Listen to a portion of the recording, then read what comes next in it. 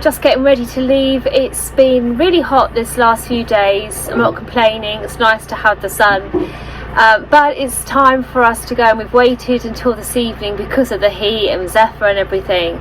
So it's about 6 o'clock in the evening, but we've got a few locks to do, and we're going to head onto the Stratford upon Avon canal, leaving the River Avon. It's such a beautiful spot here. It is busy, but it is really vibrant and alive. But I'm really looking forward to going back onto the canals. And also on this journey today, I think I'll share with you a few little tips that we have learned over the years to keep the boat as cool as possible. It is so busy. There's a lot of bodies on the water. Not bodies as in bodies, but boats. Just see, we've got rowing boats, paddle boarders, trip boats, moored boats, rowers, did I just say that? Ducks. So the first thing we did to keep cool was we moored ourselves under a tree. This tree made all the difference this week, keeping our boat temperatures inside at a manageable 24 to 25 degrees Celsius, whilst outside it reached temperatures of 33 degrees Celsius.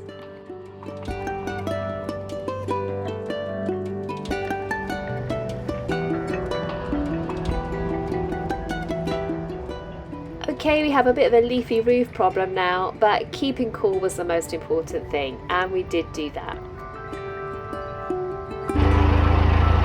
See you later! Bye! We have got a very public lock coming up, which I feel a bit nervous about.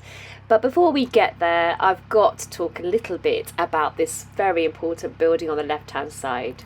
And this is the iconic Royal Shakespeare Theatre.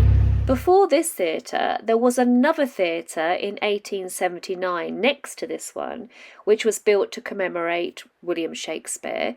But unfortunately that was destroyed by fire. Right, this move into this lock is tricky.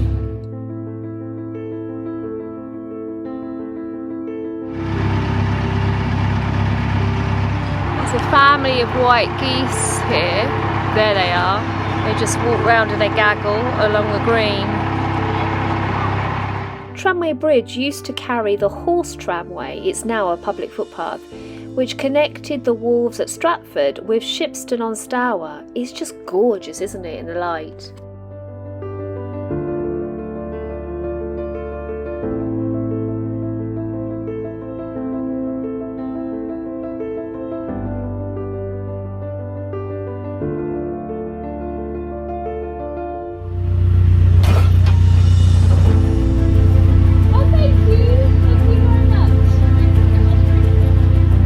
With so many people watching, I just hope nothing goes wrong.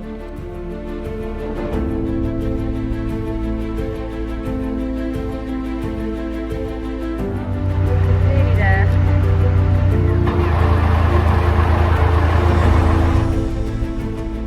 Thankfully that went well, but up ahead in the basin there is a bridge only fit for one narrowboat at a time, on a blind spot.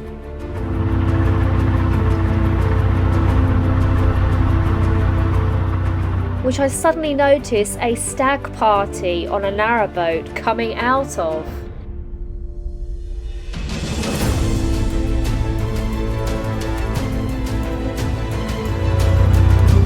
That's alright, thank you. Sorry, I forgot to fit my horn. Was there anything behind you?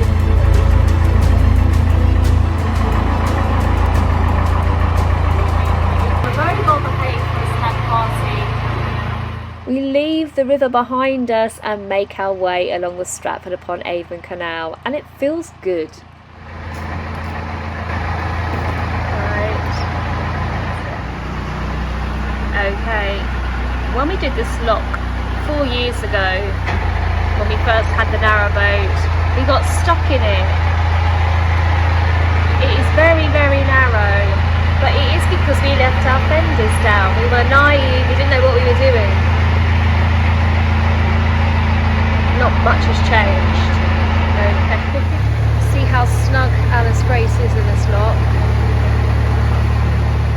I haven't forgotten about my tips for keeping cool in the summer, but I've just noticed there's a boat ahead that I'm going to have to pass in a very narrow pound that looks quite shallow. So I'm going to do that first, and then I'm going to share my next set of tips for how to keep cool in the summer. Well, how we keep cool in the summer. Oh, are they? Come on, Alice.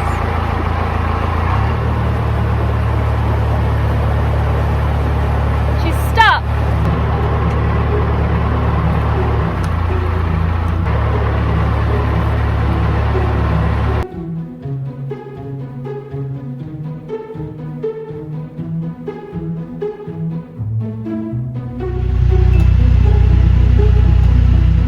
So you can see from the leaves on the roof of Alice Gray's that mooring under the tree does have its consequences, but I'd much rather sacrifice the solar and leafage just to have some cool. It makes a difference.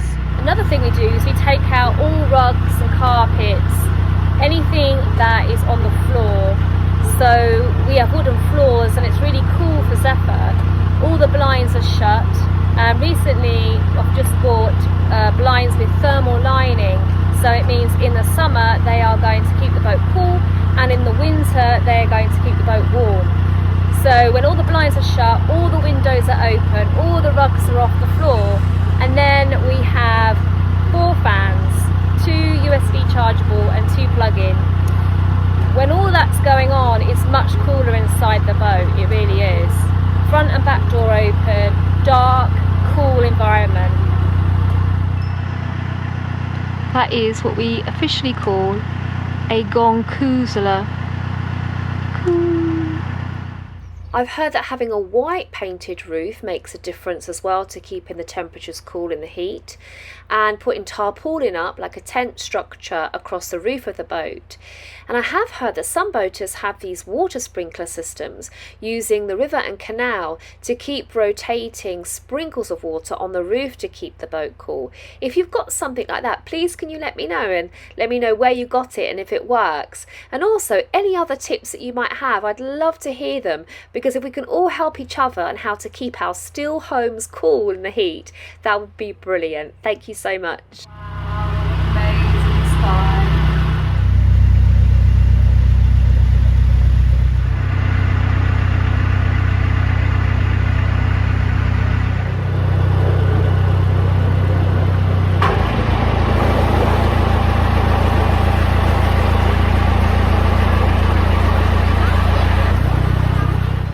Then suddenly, as the water comes in, you can't see it really clearly here, but watch the boat. It bounces up and down like it's on a tidal wave.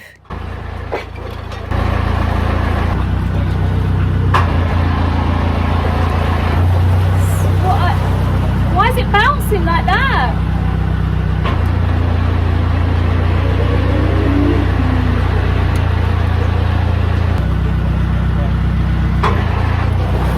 Look at it!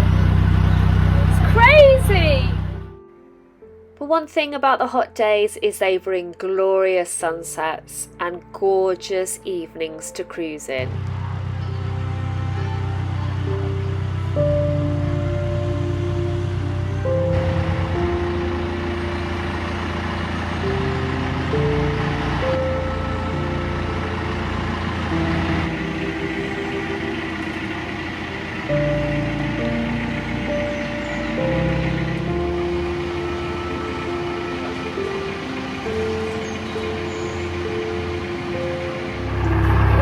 It's just glorious. I can't take my eyes off it.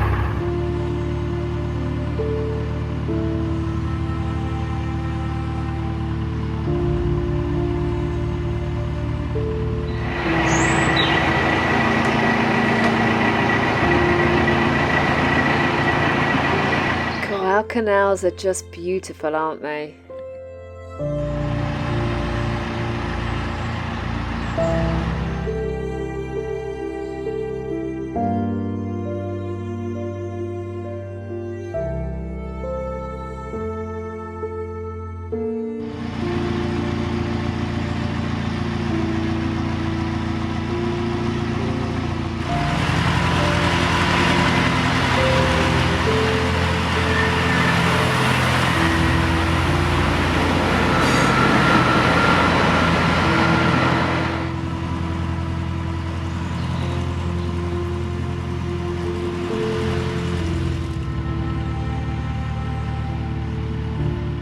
This firethorn is creating a sunset of its own in the hedges.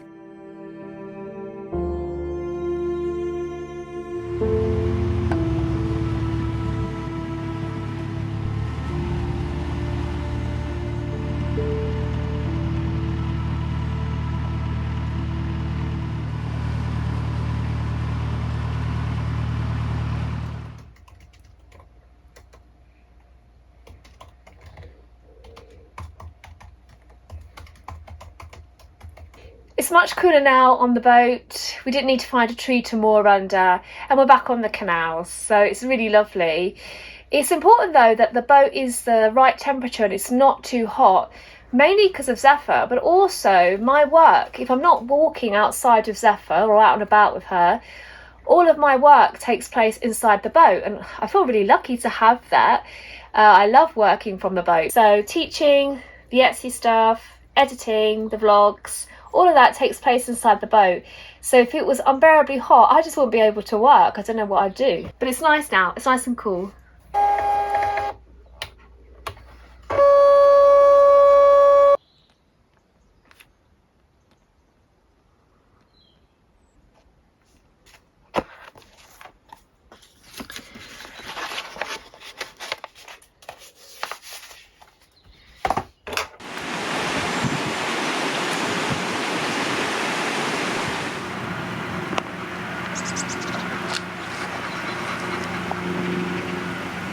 This gorgeous little dance the caterpillar is doing is actually trying to defend itself against any predators. This is a beautiful caterpillar.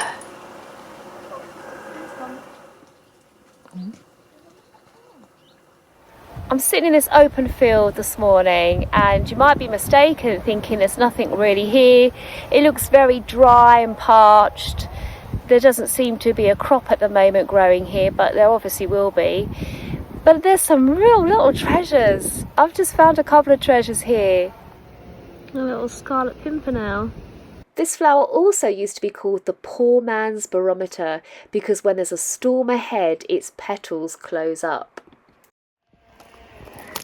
But we have bird's eye speedwell, a little speedwell, next to scarlet pimpernel. I love their names. Aren't they pretty?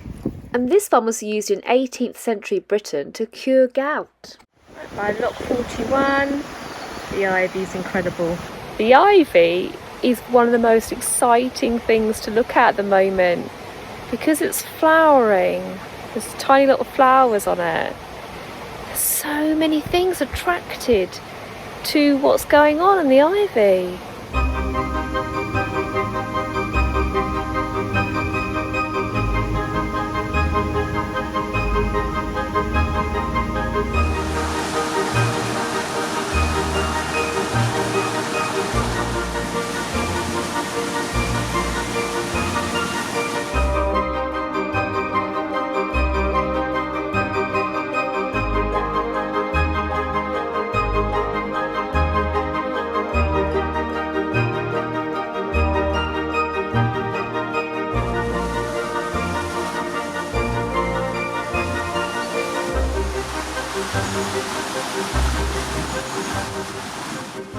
As well as busy ivy, the telegraph wires are chock-a-block with swallows. Enjoying some September sunshine before they make their long migration.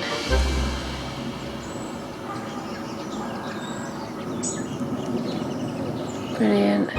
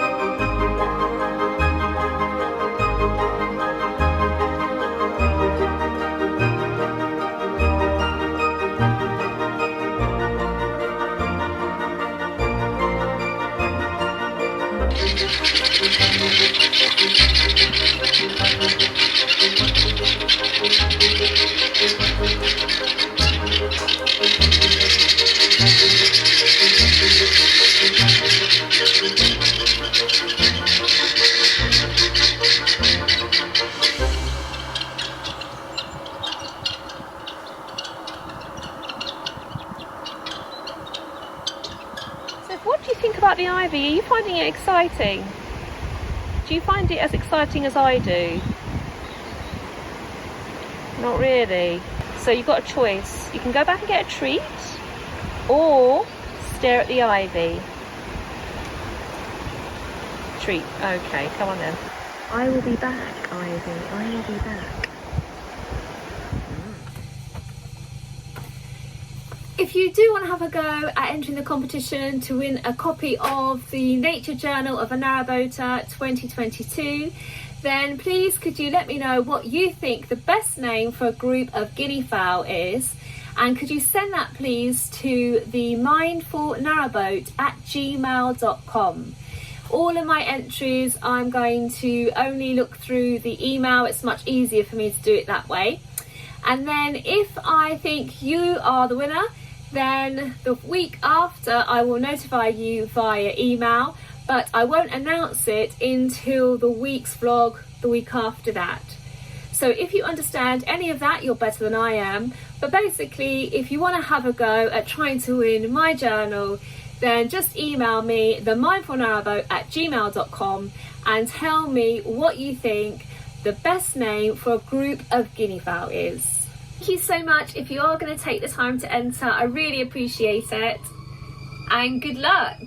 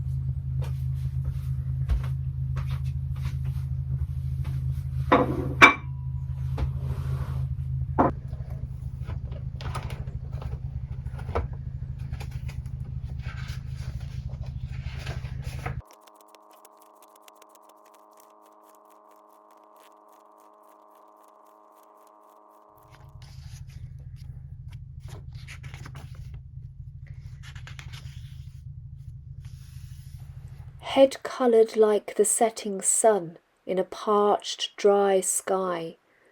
Root fingers find another one that's growing close by. Its face as fresh as sea spray, droplet in its size. Both feel the breeze and sway beneath all feet, all seeing eyes. Weather's secret this one captures, the other eases aches, both hidden in the fractures and cracks of soil's bakes. Like the invisible in ivy, sucking nectar afore fruits, these two thrive on each tiny bead that sweats into their roots.